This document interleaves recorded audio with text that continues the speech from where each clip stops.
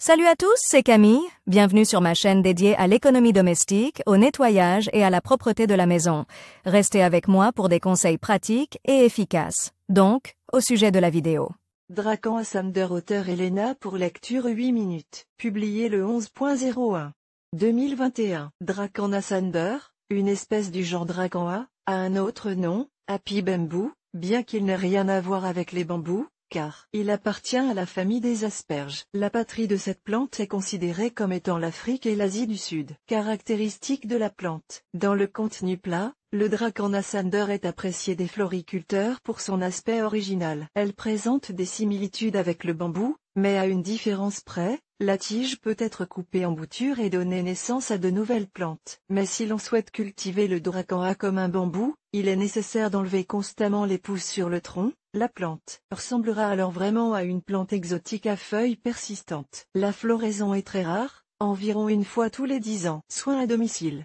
Happy Bamboo est une plante d'intérieur sans prétention qui nécessite peu de soins et résiste à la sécheresse. La seule condition d'entretien est une pièce lumineuse et aérée. Emplacement et éclairage. Le Drakan n'a pas besoin d'un éclairage particulier. Le bambou joyeux se sent bien dans n'importe quelle pièce et peut pousser et plaire même dans la salle de bain. Il n'est pas nécessaire de lui choisir un emplacement spécifique. La plante a suffisamment de lumière solaire diffuse. La température. Le faux bambou est une plante qui aime la chaleur. La température optimale pour lui est de plus 20 A. En hiver, il est souhaitable de lui donner des degrés de plus 16 degrés Celsius. Ne laissez pas la température descendre en dessous de plus 12 degrés. Après avoir déterminé l'endroit où il sera à l'intérieur, il n'est pas souhaitable d'amener la pupille sur le balcon même en été. Il suffit d'aérer la pièce sans créer de courant d'air. Arrosage. Le bambou de chambre est exceptionnellement sensible à l'humidité et peut pousser directement dans l'eau. La seule chose à faire est de maintenir un niveau de liquide correct. Il ne doit pas dépasser de plus de 2 cm les racines supérieures de la plante. L'eau doit être ajoutée au récipient au fur et à mesure qu'elle s'évapore. Après 1 à 2 semaines, l'eau doit être défendue. La présence de chlore est inadmissible. Sa température doit être ambiante.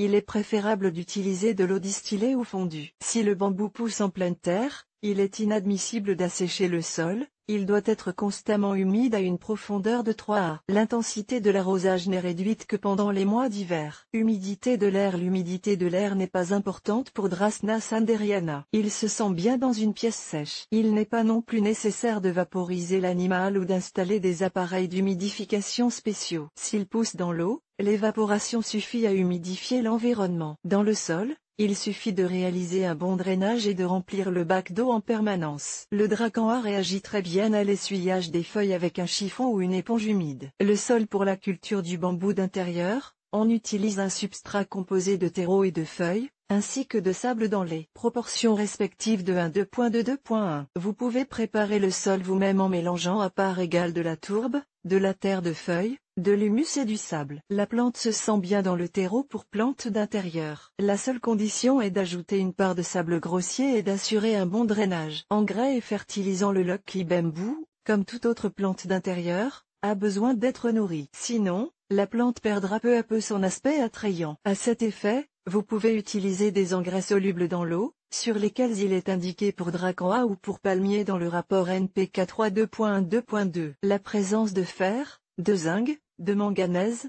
de bore et d'autres oligo-éléments est une condition obligatoire. Les engrais les plus appropriés pour les Drakan sont Agricola, Dobreia-Sila, Bosquia Fertiliseur. L'apport d'engrais est nécessaire de mai à septembre. Pendant les mois d'hiver, il n'est pas nécessaire de nourrir les plantes. Il doit être effectué, en combinaison avec l'arrosage, une fois tous les 1 à 2 mois, en respectant un dosage inférieur de 10% à celui indiqué sur l'emballage de l'engrais. De nombreux floriculteurs s'accordent à dire que si la plante pousse dans l'eau, il n'est pas nécessaire de la nourrir, mais d'autres ne partagent pas cet avis. Il est donc nécessaire de surveiller l'état de la plante et, en cas de changement négatif, de prendre des mesures urgentes. Rempotage. Le système racinaire se développe très rapidement et, s'il y a déjà beaucoup de racines et que la plante est à l'étroit, une transplantation est nécessaire. Il est possible de transplanter, mais en utilisant un substrat plus lourd, en augmentant la proportion de gazon et en réduisant la proportion de sable. Les jeunes plantes sont généralement déplacées après 1,5-2 ans,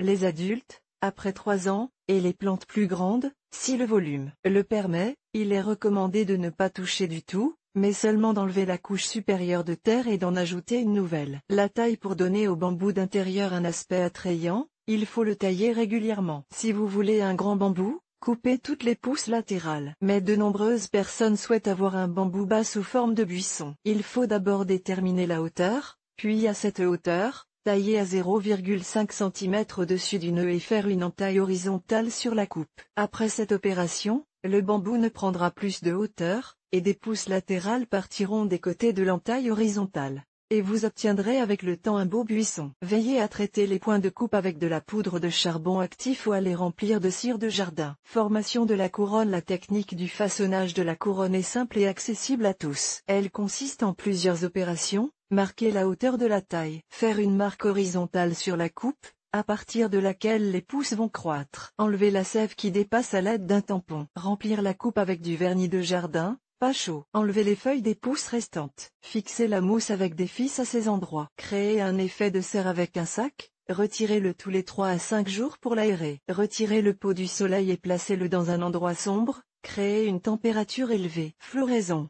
Sanderiana ne fleurit que très rarement. Mais si vous faites l'effort de le faire, la plante vous remerciera avec de belles fleurs blanches à l'odeur agréable. La multiplication. Le Dracaena sanderiana peut être propagé de plusieurs manières, en taillant et en raccourcissant la tige. Cela permet en même temps de modeler la plante et de lui donner un aspect attrayant. Par bouturage avec un minimum d'effort, vous pouvez obtenir la quantité nécessaire de bambou heureux. La multiplication peut se faire de deux manières. Les pousses supérieures. Coupez le sommet d'une vieille plante ou d'une plante mature à l'aide d'un couteau bien aiguisé, sur une longueur d'environ 15 cm.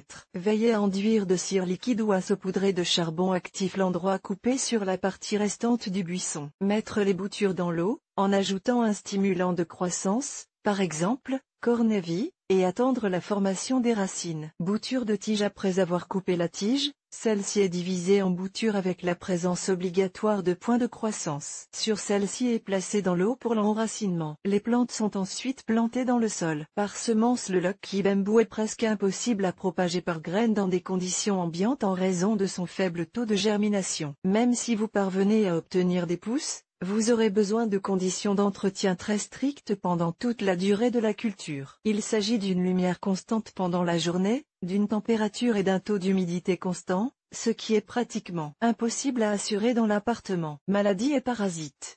Possédant une résistance enviable aux maladies, le bambou bonheur est tout de même parfois soumis à ces problèmes. Il faut donc être préparé, savoir résister et les combattre. Les maladies et parasites les plus courants qui attaquent le Dracaena sont la pourriture fongique. En cas de taches sombres sur les feuilles, il faut couper les parties atteintes, traiter avec de la cire et la plante avec un fongicide. Pucerons et tétranique.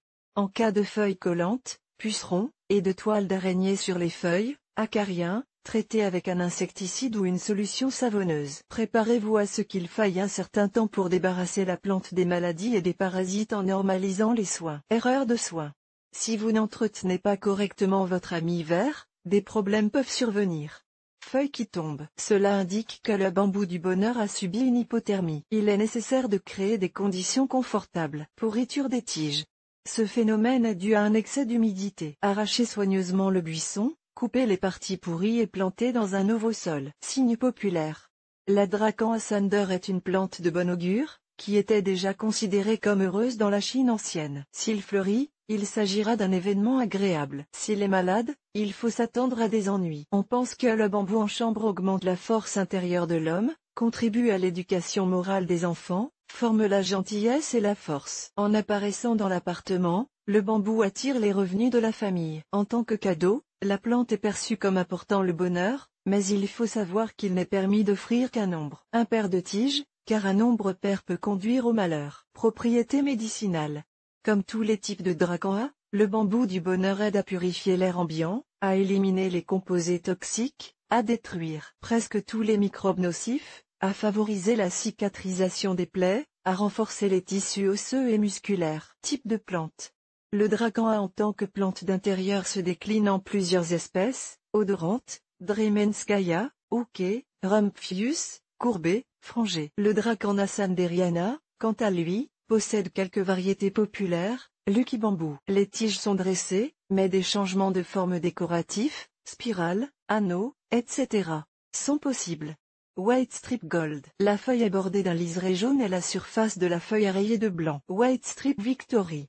Ce bambou se distingue par la présence de bandes longitudinales blanches sur les feuilles et par la couleur vert clair des feuilles elles-mêmes. La modification de la forme décorative du bambou heureux n'est possible qu'à l'échelle industrielle. Les tentatives de modification de la forme de la plante à la maison sont pratiquement inutiles. Lucky Bamboo est une belle plante d'intérieur sans prétention, dont la présence attirera la chance dans la maison, plaira à l'œil et donnera envie de se montrer dans l'art du design. Par exemple, de changer la forme de la plante.